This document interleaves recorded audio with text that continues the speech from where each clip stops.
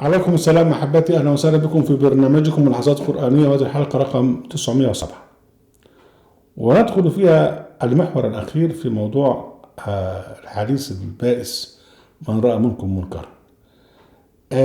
ندخل بقى في الأصل بتاعه، يعني المتن بتاعه.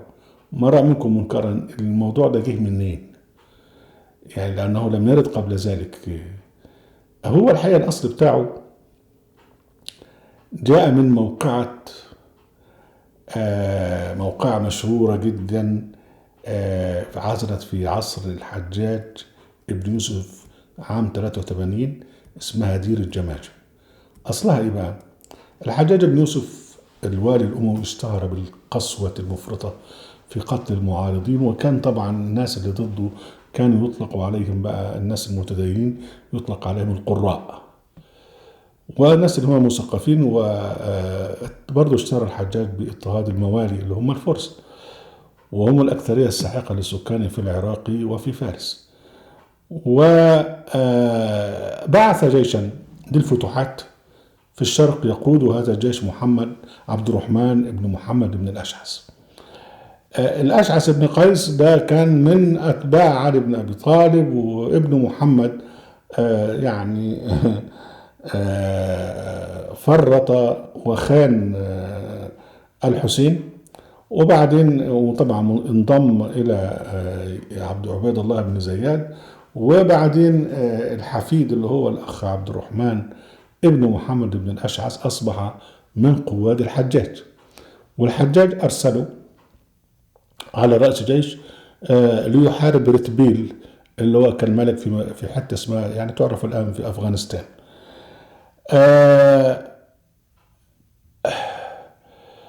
المهم أن عبد الرحمن بن محمد بن أشعث صار بالجيش، وتطوع معه آلاف مؤلفة من الكارهين للأموي والحجاج لغرض في أنفسهم، من الشيعة والخوارج والموالي والقراء للمثقفين العلماء، يعني على أمل أن يؤثروا في القائد المتقلب محمد بن الأشعث، لأن محمد بن الأشعث يعني جده الأشعث بن قيس كان راجل أبنطجي، يعني كان ارتد وبعدين رجع وبين أصبح من كبار من رجال الفتوحات، وبعدين انضم لعلي، وبعدين يعني ابنه انقلب على الحسين، يعني عيلة يعني ايه بتبحث عن السلطة بأي طريقة. فالجماعة القراء اللي موجودين قال لك الواد ده طبعا من أسرة ملهاش عهد ولا ممكن نأثر عليه، يعني على أمل أن يؤثروا في القائد المتقلب محمد بن أشعث عبد الرحمن بن محمد بن الأشعث لينقلب على سيد الحجاج. فده اللي حدث فعلا. يعني الجيش كان ماشي رايح ناحية رتبيل في أفغانستان الآن، لما يعرفوا أفغانستان الآن، فقعدوا يتكلموا معاه وكذا، والحجاج ومش الحجاج، ويعجبك وعيب ومش عيب. فاستدار الجيش الذي بعثه الحجاج ليحارب الحجاج، والحجاج بقت مصيبته سودة، يعني هيعمل ايه مع الناس ديت؟ فبعث يستنجد بقى بالخليفة الأموي، والخليفة الأموي بعت لهم قال لهم يا اخوانا إذا كنتوا عايزين نشيلكوا الحجاج نشيل الحجاج، بس بلاش بقى تفضحونا كده يعني في وسط العالم، يعني CNN تقول علينا ايه يعني. فرفضوا، قالوا لا ده احنا مش هنسكت. فالحجاج بقى الخليفة قال للحجاج بس ايه، انا هبعت لك مدد وجيش وخلص على اولاد الكلب دول.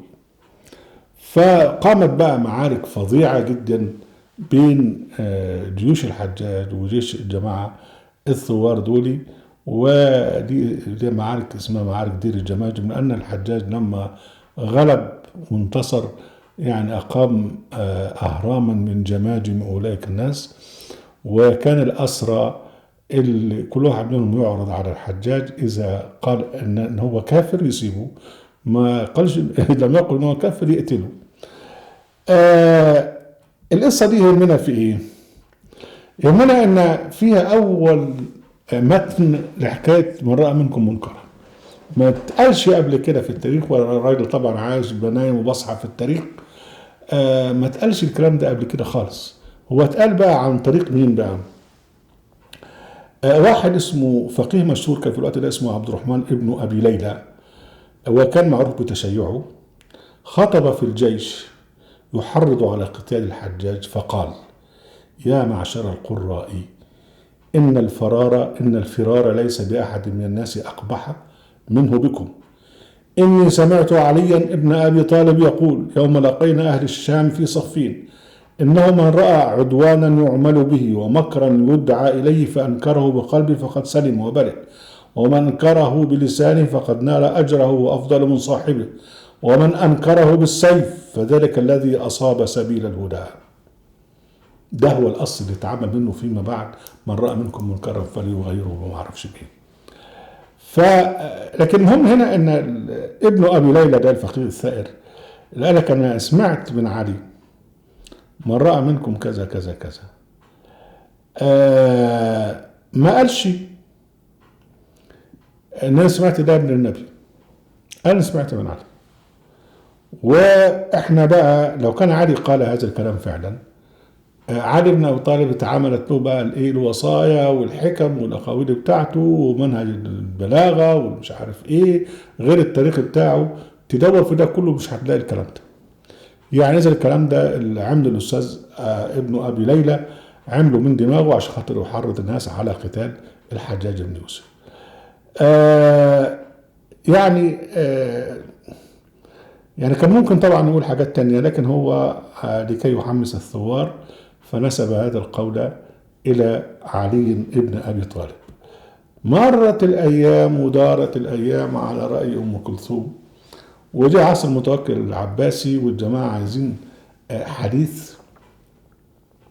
الجماعة الحنابلة عايزين حديث بقى يمكنهم من أن يتحكموا في الشارع، فراح واخدين الحديث ده وقال لك بقى: من رأى منكم منكرا فليغيره بيده، فلما استطع فبلسانه، فلما استطع فبقلبه، وذلك أضعف الإيمان. يعني ممكن أنا بقى طبعا ده حديث هجس، ممكن احنا أي واحد يعمل حديث هجس تاني على منوال يقول لك: من رأى منكم منكرا فليغيره بيده، فلما استطع فبلسانه، فلما استطع فبمؤخرته، وذلك أوسط الإيمان. المهم احنا طبعا تحدثنا بقى ان خليفه المتوكل يعني بعت فلان وبعت فلان ويملوا على الناس، وده يقعد على المنبر وعنده 30,000 يكتبوا، وده يقعد على المنبر وعنده 30,000 يكتبوا، وده هنا وده هناك. في الظروف دي طبعا الناس دي طبعا عايزين سلطه وعايزين تحكم في الشارع، فتم اختراع هذا الحديث في ذلك الوقت كنوع من انواع الانتقام بقى لايه؟ لاحمد الخزاعي، احمد بن نصر الخزاعي اللي احنا اتكلمنا عنه. الحديث طبعا لا يزال بقى موجود. والشيء المضحك جدا بقى ان ابو بكر بن ابي شيبه هو الراوي الاصلي لحديث من راى منكم منكرا فليغيره. احنا قلنا بقى ان ابو بكر بن ابي شيبه كان من ضمن الناس اللي بعتهم الشيخ المتوكل، الخليفه المتوكل، فراح بقى ساكع الحديث ده وقالوا، والناس هللت وخالته، وجه المسلم أو في صحيحه وأثبت ذلك الحديث. أهلا وسهلا بكم أحبتي ونرجوكم الحظ القرآني وفي قناة أهل القرآن وفي موقع أهل القرآن. لا تنسوا المشاركة بشير ولايك، وعليكم السلام.